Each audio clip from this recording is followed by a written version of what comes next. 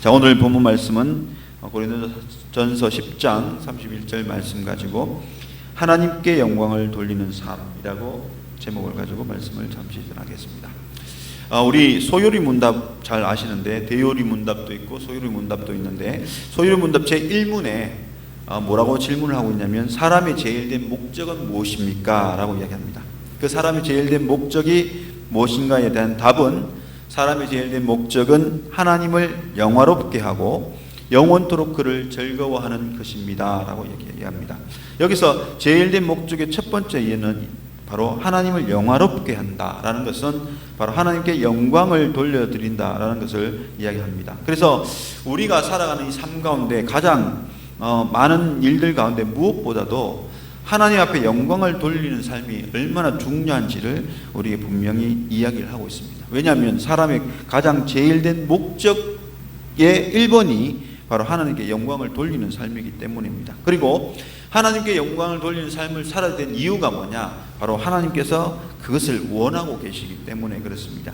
우리에게 베풀어 주신 놀라운 하나님의 은혜와 사랑을 받은 우리 모든 사람은 그 사랑받은 그 은혜를 감사하며 하나님께 영광을 돌리기를 하나님은 원하고 계십니다. 그래서 하나님이 성경의 말씀을 통하여서 많은 부분을 통해서 하나님께 영광을 돌리라고 말씀을 하고 있는 것입니다. 오늘 이 본문도 그런즉 너희는 무엇든지 막시든지 무엇을 하든지 다 하나님의 영광을 위하여 하라 라고 말씀을 하고 있을 뿐만 아니라 로마서 11장 36절에도 이는 만물이 주에게서 나오고 주로 말미암고 주에게 돌아감이라 그의 영광이 세세에 있을지어다 아멘이라고 얘기하고 있는데, 이 본문 말씀 개역 개정을 보면은 영광을 돌리라는 건지 영광을 나타내라는 건지 잘 알 수 없지만 현대인 성경을 보면요 어떻게 이야기하고 있냐면 하나님께 길이 영광을 돌립시다 라고 이야기하고 있고요, 공동 번역에도 영원토록 영광을 그분께 드립니다 라고 이야기를 하고 있습니다. 그래서 로마서 11장 36절도 세세토록 하나님께 영광이 있을지어다 라는 이 의미는 하나님께 영광을 돌립시다 라는 것으로 우리가 하나님께 영광을 올려드리는 그 모습을 이야기하고 있습니다. 고린도전서 6장 19절 20절에도 뭐라고 말씀하고 있냐면 그런즉 너희 몸으로 하나님께 영광을 돌리라. 갈라디아서 1장 24절에도 나로 말미암아 하나님께 영광을 돌리니라. 또 고린도후서 1장 20절에도 보면 그런즉 그로 말미암아 우리가 아멘하여 하나님께 영광을 돌리게 되느니라 라고 이야기를 하고 있습니다. 다시 말하면 성경 많은 부분에서 우리가 살아가면서 하나님 앞에 영광을 돌리는 삶을 살아가기를 원하고 있다는 것입니다. 그래서 오늘 우리는 하나님 앞에 영광을 돌리는 삶을 살아가야 되는데 어떻게 영광을 돌릴 수 있느냐? 쉽게 생각할 수 있는 몇 가지를 생각해 봅니다. 하나님께 영광을 돌리는 방법, 대단한 것으로 하나님께 영광을 돌리는 것이 아니라 우리는 쉽게 돈도 들지 않고 하나님께 영광을 돌릴 수 있는 방법이 있습니다. 그 첫 번째 방법은 뭐냐면 감사의 고백입니다. 감사의 기도를 드리는 것은 바로 하나님께 영광을 돌려드리는 것입니다. 사람과 사람들 사이도 가장 많이 주고받고 받는 인사가 뭐냐면 감사합니다라는 인사죠. 뭔가를 전달할 때, 또 뭔가 도움을 줄 때, 뭔가 또 예의를 차릴 때 고맙습니다, 감사합니다. 뭔가 배려를 할 때도 항상 감사합니다라는 인사를 많이 하죠. 이 감사는 서로 고마워하고 서로 감사의 표현을 하는 것이고 또 서로의 공로를 인정하는 것의 모습이 바로 이 감사의 표현입니다. 마찬가지로 오늘 우리 삶 속에서도 하나님이 베푸신 특별한 은혜, 하나님께서 베푸신 특별한 은총에 대해서 우리는 감사의 고백을 해야 됩니다. 그 감사하는 이 고백이 있는 것 자체가, 감사로 기도하는 그 모습 그 자체가 하나님 앞에 영광이 되어지는 것입니다. 우리에게 감사할 것이 참으로 많이 있죠. 하나님이 우리를 지켜주시고 보호해 주시는 그 손길들이 생각을 해보고 또 감사 조건을 찾아보면 감사할 것이 너무나 많이 있습니다. 수많은 사람들이 재난을 당하고 고통을 당하는 가운데서도 우리는 지켜주시고 이렇게 온전하게 살아갈 수 있는 것이 얼마나 감사하겠습니까? 많은 일들을 생각해보면 감사합니다. 여전히 오늘 눈을 떠서 주님 앞에 나온 것도 감사한 일이고요, 여전히 오늘 우리의 몸이 움직여지는 것도 감사한 일이고, 여전히 오늘 우리에게 숨을 쉴 수 있는 것도 감사한 일이고, 여전히 오늘 우리에게 예배를 드릴 수 있는 이 자리에 나온 것도 감사한 일입니다. 순간적인 사고와 순간적인 어려움을 당해서 예배 자리에 나올 수 없는 환경, 예배 자리에 예배 드릴 수 없는 환경이 될 수 있는데도 불구하고 우리를 은혜 베푸셔서 이 자리에 나올 수 있는 것이 얼마나 감사합니까? 그래서 많은 은혜 베푸심의 손길을 생각하면서 감사하는 것이 바로 오늘 우리가 쉽게 하나님께 영광을 올려드릴 수 있는 것입니다.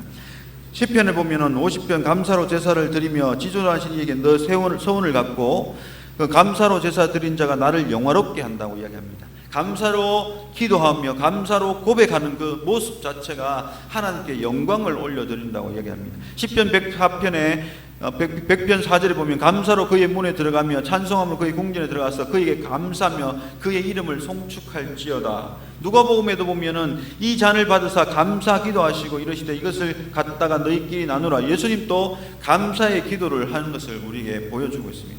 감사는 바로 하나님께 영광을 올려드리는 것입니다. 오늘 저와 여러분이 얼마나 삶 속에서 감사의 기도와 고백을 하고 있습니까?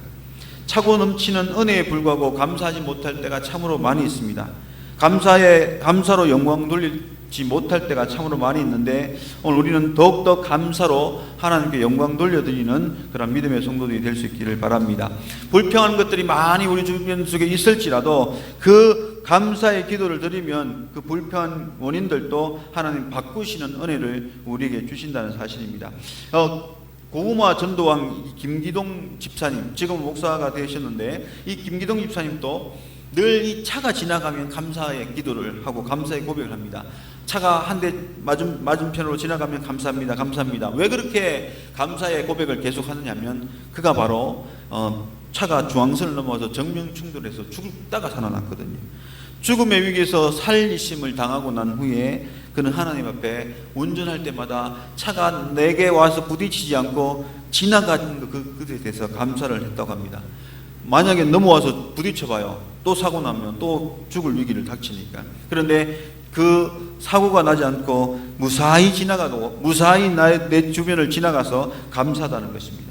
이 감사의 기도를 우리가 많이 하면 하나님은 우리에게 어떤 은혜를 주시냐면 감사로 인하여 더 큰 감사의 은혜를 우리에게 주신다는 것입니다. 감사는 감사를 불러오게 합니다. 그렇기 때문에 더욱더 감사의 기도를 하는 저와 여러분이 될 수 있기를 바랍니다. 예수님이 10명의 나병 환자를 고쳐주시는 사건이 있죠. 그들이 가면서 몸이 깨끗해지는 것을 보고 돌아가다가 한 사람이 예수님께 돌아와서 예수님 나의 병을 고쳐주심을 감사합니다고 고백을 했습니다.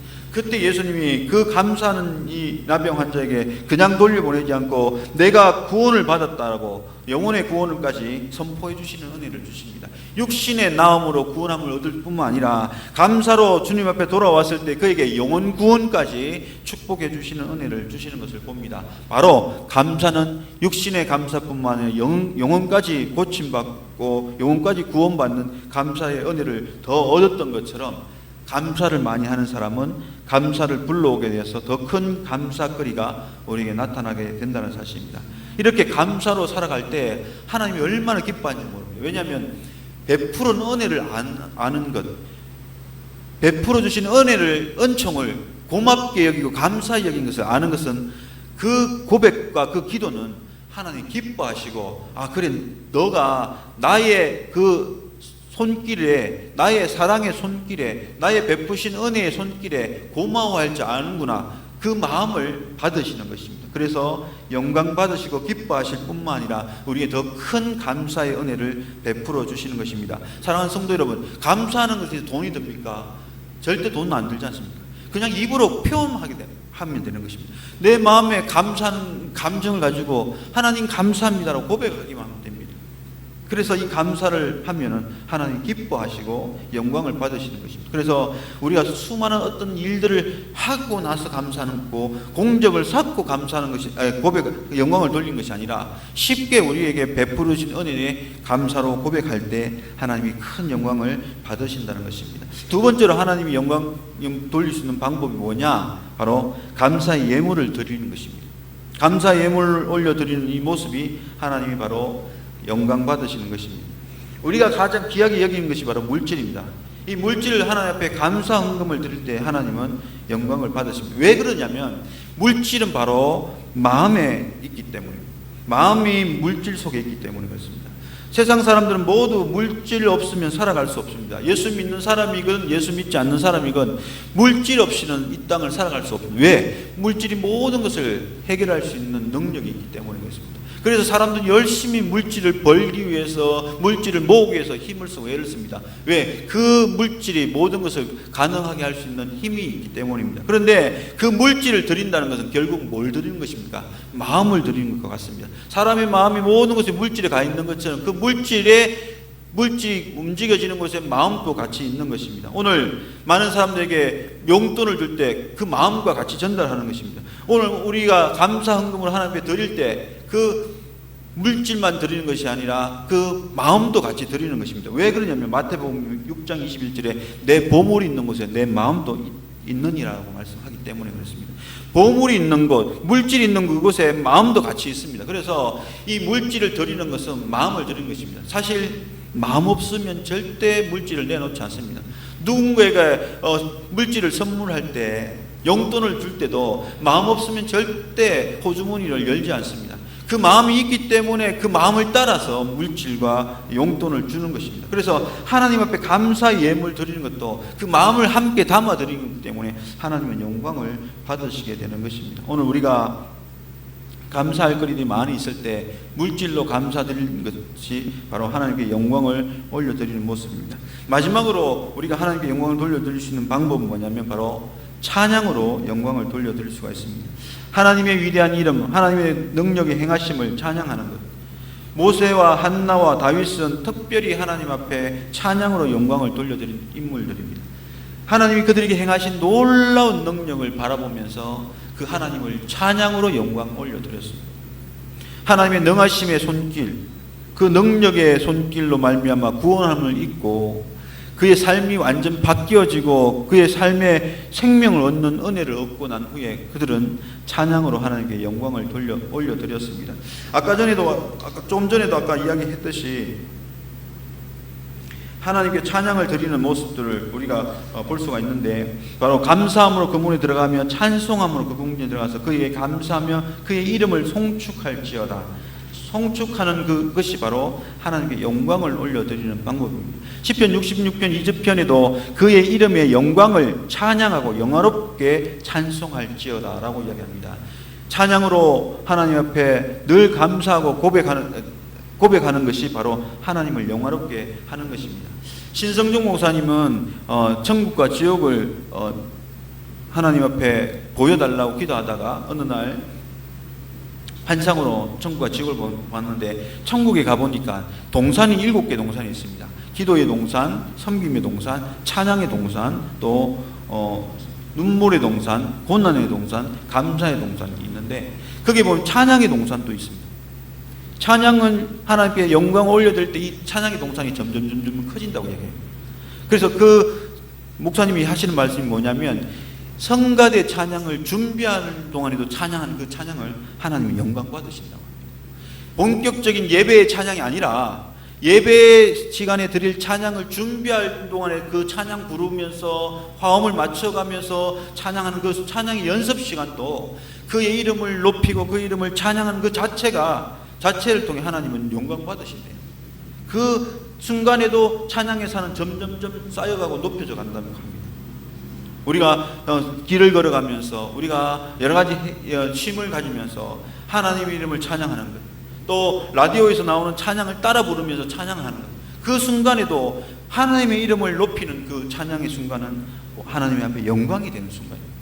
그래서 오늘 돈 들지 않는, 또 쉽게 우리가 드릴 수 있는 영광을 드릴 수 있는 그 모습이 뭐냐? 바로 찬양이라는 것입니다.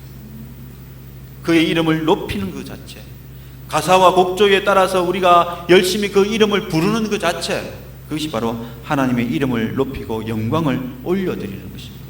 하나님의 이름을 외치는 그 자체가 바로 영광을 올려드리는 거예요. 그 하나님의 존재를 기억하고 그 존재를 높이기 때문에 그렇습니다. 그래서 북한 사람들은 김일성과 김정을 찬양하지 않습니까? 어떤 미사하고든지 어떤 이야기를 하든지 김정은의 지도자 종지 김정은의 도우심 때문에 또 그가 보살핌 때문에 우리가 이렇게 살아갑니다 라는 그 이야기조차도 김정은을 찬양하는 것이거든요.